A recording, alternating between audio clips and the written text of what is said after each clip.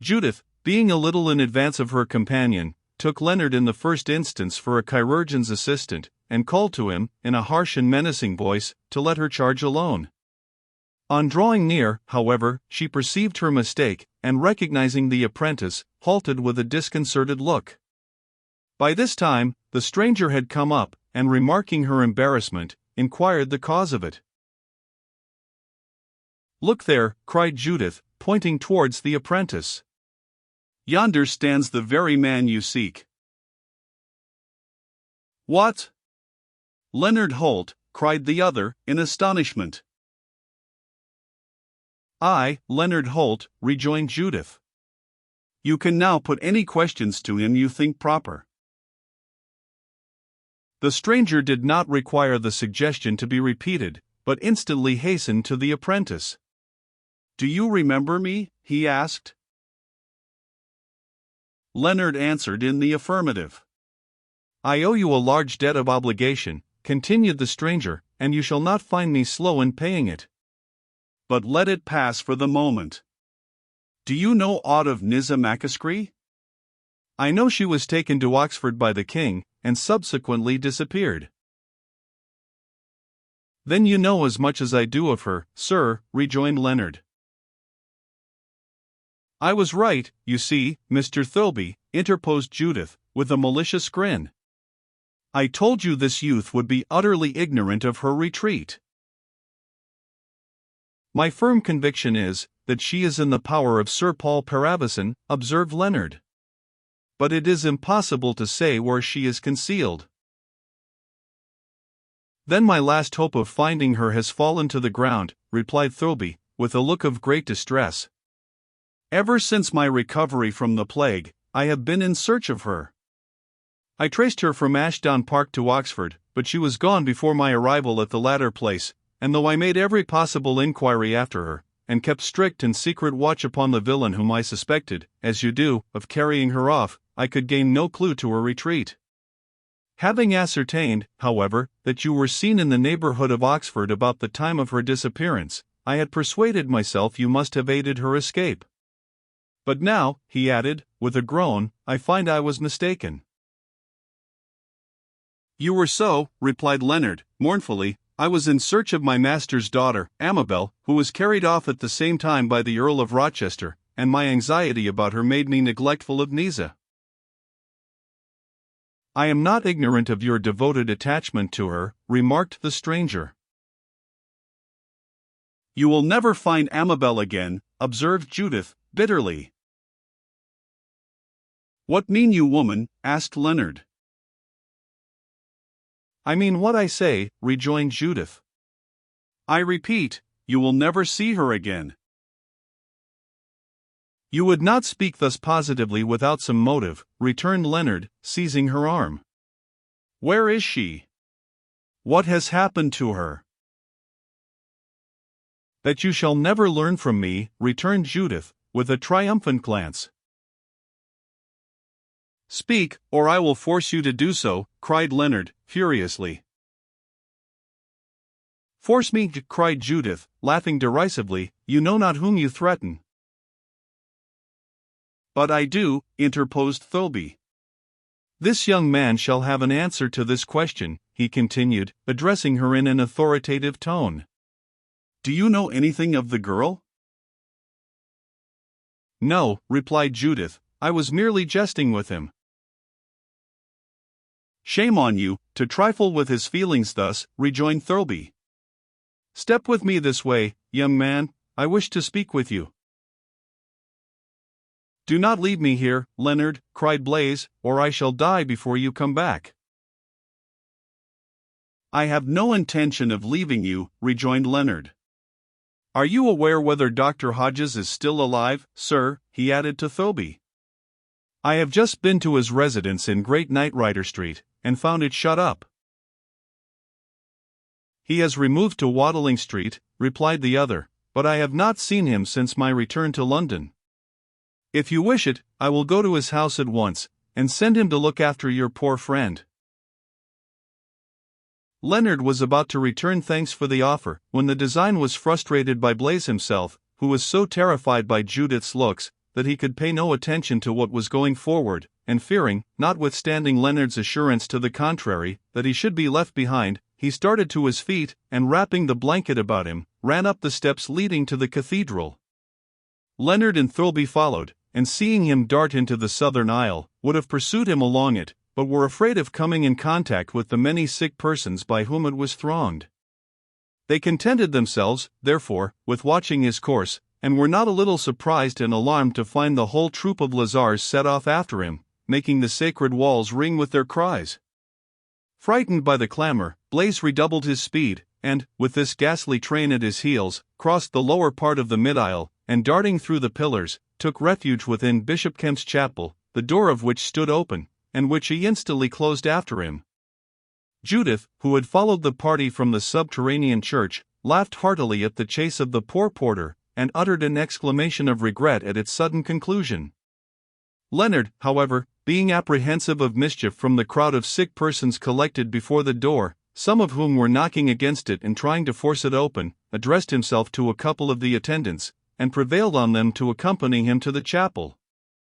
The assemblage was speedily dispersed, and Blaise, hearing Leonard's voice, instantly opened the door and admitted him, and, as soon as his fears were allayed, he was placed on a pallet within the chapel, and wrapped up in blankets, while such remedies as were deemed proper were administered to him. Committing him to the care of the attendants, and promising to reward them well for their trouble, Leonard told Blaise he should go and bring Dr. Hodges to him. Accordingly, he departed, and finding Thirlby waiting for him at the south door, they went forth together. "I am almost afraid of leaving the poor fellow," said Leonard, hesitating as he was about to descend the steps. "Judith Malmains is so cunning and unscrupulous, that she may find some means of doing him an injury." "Have no fear," replied Thirlby, "she has promised me not to molest him further." "You appear to have a strange influence over her, then," observed Leonard. "May I ask how you have attained it?" "No matter," replied the other. "It must suffice that I am willing to exercise it in your behalf." "And you are not disposed to tell me the nature of the interest you feel in Nizza Macaskri?" pursued Leonard. "Not as yet," replied Thirlby, with a look and tone calculated to put a stop to further inquiries.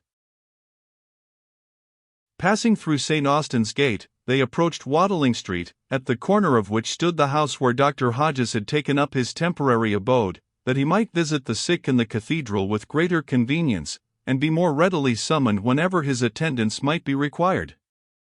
Thirlby's knock at the door was answered, to Leonard's great satisfaction, by the old porter, who was equally delighted to see him. It did not escape Leonard that the porter treated the stranger with great respect, and he inferred from this that he was a person of some consideration, as indeed his deportment bespoke him. The old man informed them that his master had been summoned on a case of urgency early in the morning, and had not yet returned, neither was he aware whither he was gone. He promised, however, to acquaint him with Blaise's condition immediately on his return, and I need not assure you, he added to Leonard, that he will instantly go to him. Thirlby then inquired of the porter whether Mike Macaskri, the blind piper, was still at Dame Lucas's cottage, in Finsbury Fields, and was answered in the affirmative by the old man, who added, however, in a voice of much emotion, that the good dame herself was no more. "She died about a fortnight ago of the plague," he said, "and is buried where she desired to be, beneath an old apple tree in her garden." "Alas," exclaimed Leonard, brushing away a tear, "her own foreboding is too truly realized." "I am about to visit the old piper," observed Thirlby to the apprentice. "Will you go with me?" The other readily acquiesced, only stipulating that they should call in Wood Street on the way, that he might inquire whether his master wanted him. Thirlby agreeing to this, and the old porter repeating his assurance that Leonard might make himself quite easy as to Blaise, for he would send his master to him the instant he returned, they set out. On reaching Wood Street, the apprentice gave the customary signal, and the grocer answering it, he informed him of his unexpected meeting with Blaise, and of the state in which he had left him. Mr. Bloundell was much distressed by the intelligence, and telling Leonard that he should not require him again that night, besought him to observe the utmost caution. This the apprentice promised, and joining Thirlby, who had walked forward to a little distance, they struck into a narrow street on the right, and proceeding along Aldermanbury, soon arrived at the first postern in the city walls beyond Cripplegate. Hitherto, Thirlby had maintained a profound silence, and appeared lost in melancholy reflection. Except now and then casting a commiserating glance at the wretched objects they encountered on the road, he kept his eyes steadily fixed upon the ground, and walked at a brisky pace, as if desirous of getting out of the city as quickly as possible. Notwithstanding his weakness, Leonard managed to keep up with him, and his curiosity being greatly aroused by what had just occurred, he began to study his appearance and features attentively. Thirlby was full 6 feet in height, and possessed a powerful and well-proportioned figure, and would have been considered extremely handsome but for a certain sinister expression about the eyes, which were large and dark, but lighted by a fierce and peculiar fire. His complexion was dark, and his countenance still bore the impress of the dreadful disease from which he had recently recovered. A gloomy shade sat about his brow, and it seemed to Leonard as if he had been led by his passions into the commission of crimes of which he had afterwards bitterly repented.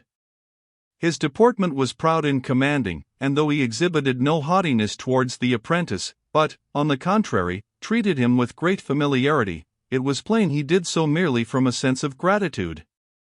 His age was under 40, and his habiliments were rich, though of a sombre color. Passing through the postern, which stood wide open, the watchman having disappeared, they entered a narrow lane, skirted by a few detached houses, all of which were shut up, and marked by the fatal cross. As they passed one of these habitations, they were arrested by loud and continued shrieks of the most heart-rending nature, and questioning a watchman who stood at an adjoining door, as to the cause of them, he said they proceeded from a poor lady who had just lost the last of her family by the plague. Her husband and all her children, except one daughter, died last week, said the man, and though she seemed deeply afflicted, yet she bore her loss with resignation. Yesterday, her daughter was taken ill, and she died about 2 hours ago, since when the poor mother has done nothing but shriek in the way you hear. Poor soul! She will die of grief, as many have done before her at this awful time. Something must be done to pacify her, returned Thirlby, in a voice of much emotion. She must be removed from her child. Where can she be removed to? Rejoined the watchman. Who will receive her? At all events, we can remove the object that occasions her affliction, rejoined Thirlby. My heart bleeds for her. I never heard shrieks so dreadful. The dead cart will pass by in an hour, said the watchman, and then the body can be taken away. An hour will be too late, rejoined Thirlby. If she continues in this frantic state, she will be dead before that time. You have a hand-barrow there.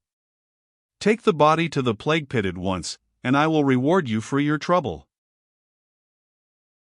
We shall find some difficulty in getting into the house, said the watchman, who evidently felt some repugnance to the task. Not so, replied Thirlby.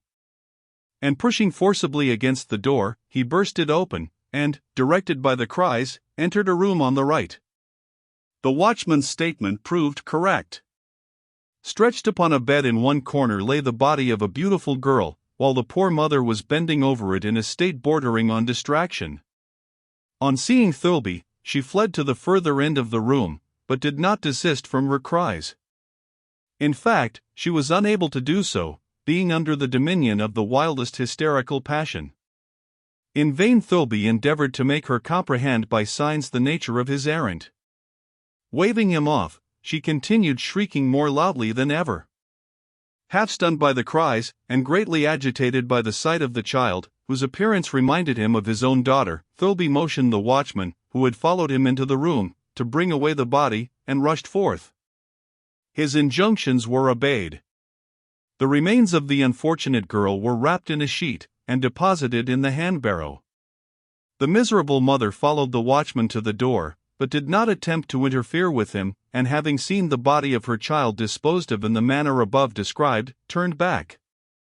The next moment, a heavy sound proclaimed that she had fallen to the ground, and her shrieks were hushed. Thirlby and Leonard exchanged sad and significant looks, but neither of them went back to see what had happened to her. The watchman shook his head, and setting the barrow in motion, proceeded along a narrow footpath across the fields. Remarking that he did not take the direct road to the plague pit, Leonard called to him, and pointed out the corner in which it lay. "I know where the old plague pit is, as well as you," replied the watchman, "but it has been filled these 3 weeks. The new pit lies in this direction." So saying, he pursued his course, and they presently entered a field, in the middle of which lay the plague pit, as was evident from the immense mound of clay thrown out of the excavation. "That pit is neither so deep nor so wide as the old one," said the watchman, "and if the plague goes on at this rate, they will soon have to dig another, that is, if anyone should be left alive to undertake the job." And chuckling as if he had said a good thing, he impelled his barrow forward more quickly. A few seconds brought them near the horrible chasm. It was more than half full, and in all respects resembled the other pit, except that it was somewhat smaller. There was the same heaving and putrefying mass, the same ghastly objects of every kind, the grey-headed old man, the dark-haired maiden, the tender infant, all huddled together. Wheeling the barrow to the edge of the pit, the watchman cast his load into it, and without even tarrying to throw a handful of soil over it, turned back, and rejoined Thirlby, who had halted at some distance from the excavation. While the latter was searching for his purse to reward the watchman, they heard wild shrieks in the adjoining field, and the next moment perceived the wretched mother running towards them. Guessing her purpose from his former experience, Leonard called to the others to stop her, and stretching out his arms, placed himself in her path. But all their efforts were in vain. She darted past them, and though Leonard caught hold of her, she broke from him, and leaving a fragment of her dress in his grasp, flung herself into the chasm. Well knowing that all help was vain, Thirlby placed a few pieces of money in the watchman's hand, and hurried away. He was followed by Leonard, who was equally eager to quit the spot. It so chanced that the path they had taken led them near the site of the old plague pit, and Leonard pointed it out to his companion. The latter stopped for a moment, and then, without saying a word, ran quickly towards it. On reaching the spot, they found that the pit was completely filled up. The vast cake of clay with which it was covered had swollen and cracked in an extraordinary manner, and emitted such a horrible effluvium that they both instantly retreated. "And that is the grave of my poor child," cried Thirlby, halting, and bursting into a passionate flood of tears. "It would have been a fitting resting place for a guilty wretch like me, but for her it is horrible."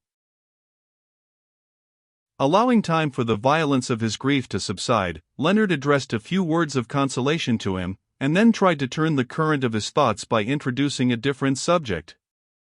With this view, he proceeded to detail the piper's mysterious conduct as to the packet, and concluded by mentioning the piece of gold which Nizza wore as an amulet, and which she fancied must have some connection with her early history.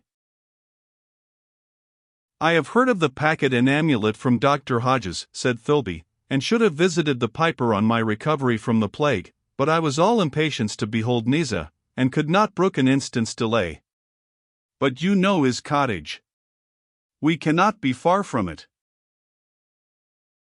"Yonder it is," replied Leonard, pointing to the little habitation, which lay at a field's distance from them, "and we are certain to meet with him, for I hear the notes of his pipe." Nor was he deceived, for as they crossed the field, and approached the cottage, the sounds of a melancholy air played on the pipe became each instant more distinct. Before entering the gate, they paused for a moment to listen to the music, and Leonard could not help contrasting the present neglected appearance of the garden with the neatness it exhibited when he last saw it. It was overgrown with weeds, while the drooping flowers seemed to bemoan the loss of their mistress. Leonard's gaze involuntarily wandered in search of the old apple tree, and he presently discovered it. It was loaded with fruit, and the rounded sod beneath it proclaimed the grave of the ill-fated Dame Lucas. Satisfied with this survey, Leonard opened the gate, but had no sooner set foot in the garden than the loud barking of a dog was heard, and Belle rushed forth. Leonard instantly called to her, and on hearing his voice, the little animal instantly changed her angry tones to a gladsome whine, and, skipping towards him, fawned at his feet. While he stooped to caress her, the piper, who had been alarmed by the barking, appeared at the door, and called out to know who was there. At the sight of him, Thirlby, who was close behind Leonard, uttered a cry of surprise, and exclaiming, "It is he," rushed towards him. The cry of recognition uttered by the stranger caused the piper to start as if he had received a sudden and violent shock. The ruddy tint instantly deserted his cheek, and was succeeded by a deadly paleness. His limbs trembled, and he bent forward with a countenance of the utmost anxiety, as if awaiting a confirmation of his fears. When within a couple of yards of him, Thirlby paused, and having narrowly scrutinized his features, as if to satisfy himself he was not mistaken, again exclaimed, though in a lower and deeper tone than before, "It is he," and seizing his arm, pushed him into the house, banging the door to after him in such a manner as to leave no doubt in the apprentice's mind that his presence was not desired. Accordingly, though extremely anxious to hear what passed between them, certain their conversation must relate to Nisa Macascree, Leonard did not attempt to follow, but, accompanied by Bell, who continued to gambol round him, directed his steps towards the grave of Dame Lucas. Here he endeavored to beguile the time in meditation, but in spite of his efforts to turn his thoughts into a different channel, they perpetually recurred to what he supposed to be taking place inside the house. The extraordinary effect produced by Nisa Macascree on Thirlby, the resemblance he had discovered between her and some person dear to him, the anxiety he appeared to feel for her, as evinced by his recent search for her, the mysterious connection which clearly subsisted between him and the piper, all these circumstances convinced Leonard that Thirlby was, or imagined himself, connected by ties of the closest relationship with the supposed piper's daughter. Leonard had never been able to discern the slightest resemblance either in manner or feature, or in those indescribably slight personal peculiarities that constitute a family likeness, between Nisa and her reputed father. Neither could he now recall any particular resemblance between her and Thirlby, still he could not help thinking her beauty and high-bred looks savored more of the latter than the former. He came, therefore, to the conclusion that she must be the offspring of some early and unfortunate attachment on the part of Thirlby, whose remorse might naturally be the consequence of his culpable conduct at that time. His sole perplexity was the piper's connection with the affair, but he got over this difficulty by supposing that Nisa's mother, whoever she was, must have committed her to Macascree's care when an infant, probably with strict injunctions, which circumstances might render necessary, to conceal her even from her father.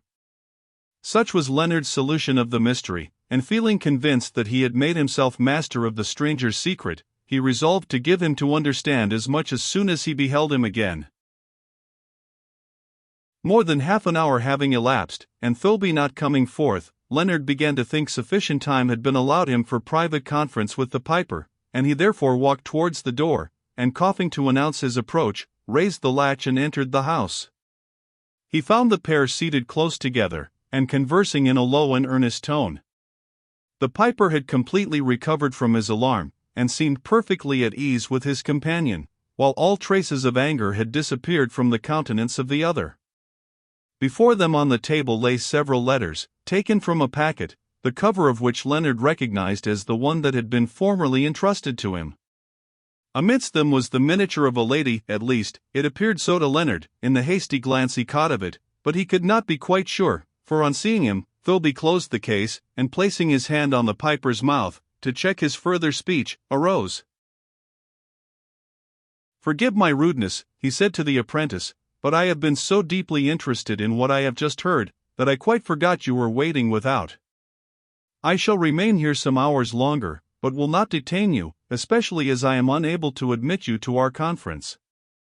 I will meet you at Dr. Hodges's in the evening, and shall have much to say to you. I can anticipate some part of your communication," replied Leonard. "You will tell me you have a daughter still living." "You are inquisitive, young man," rejoined Thirlby, sternly. "You do me wrong, sir," replied Leonard. "I have no curiosity as regards yourself, and if I had, would never lower myself in my own estimation to gratify it. Feeling a strong interest in Nisa Macascree, I am naturally anxious to know whether my suspicion that a near relationship subsists between yourself and her is correct." I cannot enter into further explanation now, returned Thirlby. Meet me at Dr. Hodges's this evening, and you shall know more. And now farewell. I am in the midst of a deeply interesting conversation, which your presence interrupts. Do not think me rude, do not think me ungrateful. My anxiety must plead my excuse. None is necessary, sir, replied Leonard. I will no longer place any restraint upon you. So saying, and taking care not to let Bell out, he passed through the door, and closed it after him. Having walked to some distance across the fields, musing on what had just occurred, and scarcely conscious whither he was going, he threw himself down on the grass, and fell asleep. He awoke after some time much refreshed, and finding he was considerably nearer Bishopsgate than any other entrance into the city, determined to make for it. A few minutes brought him to a row of houses without the walls, none of which appeared to have escaped infection, and passing them, he entered the city gate. As he proceeded along the once crowded but now utterly deserted thoroughfare that opened upon him, he could scarcely believe he was in a spot which had once been the busiest of the busy haunts of men, so silent, so desolate did it appear. On reaching Cornhill, he found it equally deserted. The exchange was closed, and as Leonard looked at its barred gates, a saddening train of reflection passed through his mind. His head declined upon his breast, and he continued lost in a mournful reverie until he was roused by a hand laid upon his shoulder, and starting, for such a salutation at this season was alarming, he looked round, and beheld Solomon Eagle. "You are looking upon that structure," said the enthusiast, "and are thinking how much it is changed. Men who possess boundless riches imagine their power above that of their Maker, and suppose they may neglect and defy him. But they are mistaken. Where are now the wealthy merchants who used to haunt those courts and chambers? Why do they not come here as of old? Why do they not buy and sell, and send their messengers in ships to the farthest parts of the world? Because the Lord hath smitten them and driven them forth, from the least of them even to the greatest of them, as the prophet Jeremiah saith, everyone has been given to covetousness. The balances of deceit have been in their hands. They have cozened their neighbors, and greedily gained from them, and will find it true what the prophet Ezekiel hath written, that the Lord will pour out his indignation upon them, and consume them with the fire of his wrath. Yea, I tell you, unless they turn from their evil ways, unless they cast aside the golden idol they now worship, and set up the Holy One of Israel in its stead, a fire will be sent to consume them, and that pile which they have erected as a temple to their God shall be burnt to the ground." Leonard's heart was too full to make any answer, and the enthusiast, after a brief pause, again addressed him. "Have you seen Dr. Hodges pass this way?" "I am in search of him." "On what account?" asked Leonard anxiously. "His advice, I trust, is not needed on behalf of anyone in whom I am interested." "No matter," replied Solomon Eagle, in a somber tone, "have you seen him?" "I have not," rejoined the apprentice, "but he is probably at St. Paul's." "I have just left the cathedral, and was told he had proceeded to some house near Cornhill," rejoined the enthusiast. "If you have been there, you can perhaps tell me how my master's porter, Blaise Shotterel, is getting on," said Leonard. "I can," replied the enthusiast. "I heard one of the chirurgeons say that Dr. Hodges had pronounced him in a fair way of recovery. But I must either find the doctor or go elsewhere. Farewell." "I will go with you in search of him," said Leonard. "No, no, you must not, shall not," cried Solomon Eagle. "Wherefore not?" asked the apprentice. "Do not question me, but leave me," rejoined the enthusiast. "Do you know aught of Amabel, of her retreat?" persisted Leonard, who had a strange misgiving that the enthusiast's errand in some way referred to her. "I do," replied Solomon Eagle, gloomily, "but I again advise you not to press me further." "Answer me one question at least," cried Leonard. "Is she with the Earl of Rochester?" "She is," replied Solomon Eagle, but I shall allay your fears in that respect when I tell you she is sick of the plague." Leonard heard nothing more, for, uttering a wild shriek, he fell to the ground insensible. He was aroused to consciousness by a sudden sense of strangulation, and opening his eyes, beheld two dark figures bending over him, one of whom was kneeling on his chest. A glance showed him that this person was Chowless, and instantly comprehending what was the matter, and aware that the coffin-maker was stripping him previously to throwing him into the dead cart, which was standing hard by, he cried aloud, and struggled desperately to set himself free. Little opposition was offered, for, on hearing the cry, Chowless quitted his hold, and retreating to a short distance, exclaimed, with a look of surprise, "Why, the fellow is not dead, after all." "I am neither dead, nor likely to die, as you shall find to your cost, rascal, if you do not restore me the clothes you have robbed me of," cried Leonard, furiously.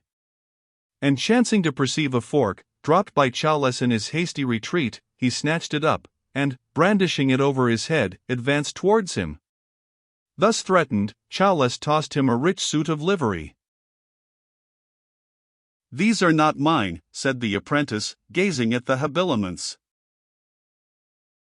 "They are better than your own," replied Chowless, "and therefore you ought to be glad of the exchange. But give me them back again. I have no intention of making you a present." "This is the livery of the Earl of Rochester," cried Leonard. "To be sure it is," replied Chowless, with a ghastly smile. "One of his servants is just dead."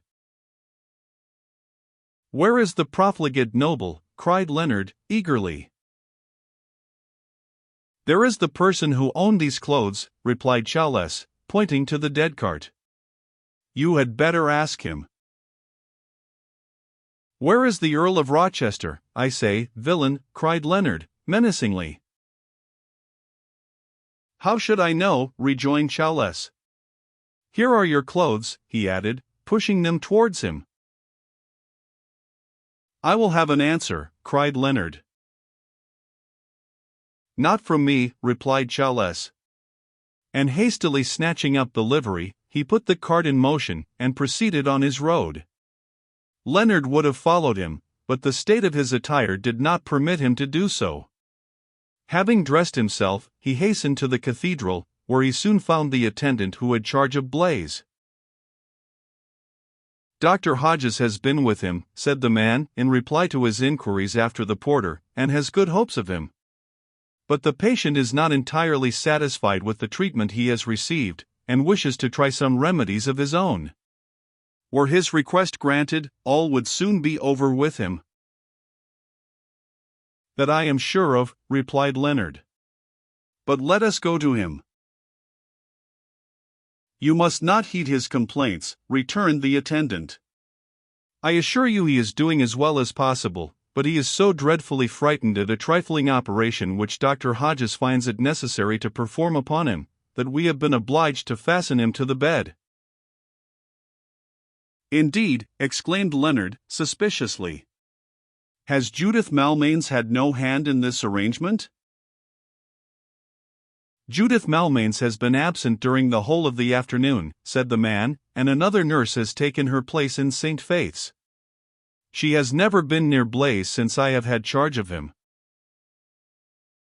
By this time they had reached the pallet in which the porter was laid.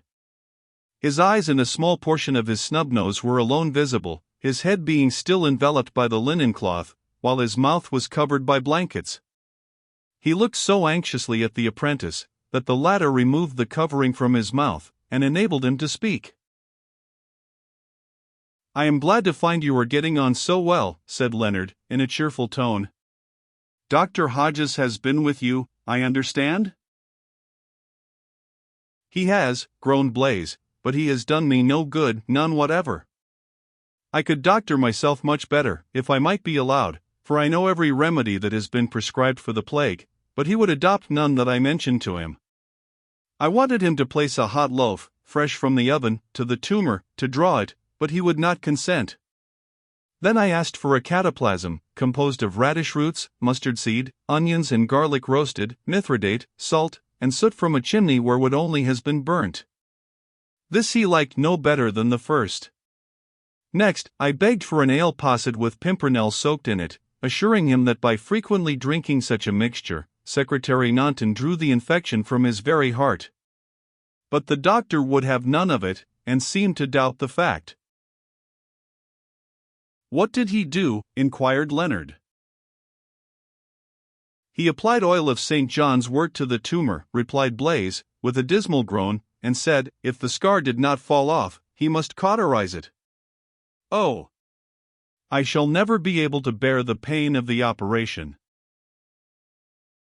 Recollect your life is at stake, rejoined Leonard. You must either submit to it or die. I know I must, replied Blaise, with a prolonged groan, but it is a terrible alternative. You will not find the operation so painful as you imagine, rejoined Leonard, and you know I speak from personal experience. You give me great comfort, said Blaise. And so you really think I shall get better? I have no doubt of it, if you keep up your spirits, replied Leonard. The worst is evidently over. Behave like a man. I will try to do so, rejoined Blaise. I have been told that if a circle is drawn with a blue sapphire round a plague blotch, it will fall off. Couldn't we just try the experiment? It will not do to rely upon it, observed the attendant, with a smile. You will find a small knob of red-hot iron, which we call the button, much more efficacious. Oh dear! Oh dear, exclaimed Blaise, I already feel that dreadful button burning into my flesh. On the contrary, you won't feel it at all, replied the attendant. The iron only touches the point of the tumor, in which there is no sensibility.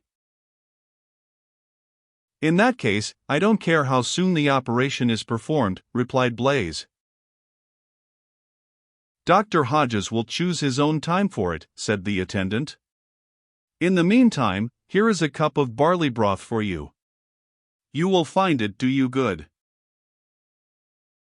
While the man applied the cup to the poor porter's lips, for he would not unloose the straps, for fear of mischief, Leonard, who was sickened by the terrible scene around him, took his departure, and quitted the cathedral by the great western entrance.